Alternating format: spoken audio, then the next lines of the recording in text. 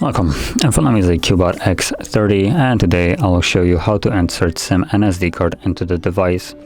So before we get started, we will need a SIM eject tool. I have one right here, and it can be found in your box with the device where it came in, or you can also use a paper clip, straighten out one of the ends, and it should work just as well.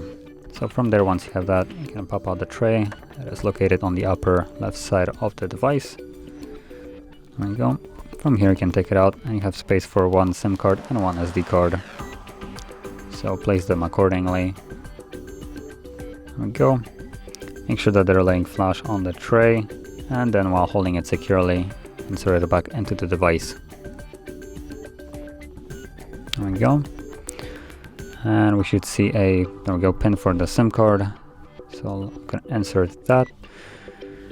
And obviously the SIM card is working, and SD card is working as well. So that is how you would insert SIM and SD. And if you found this very helpful, don't forget to hit like, subscribe, and thanks for watching.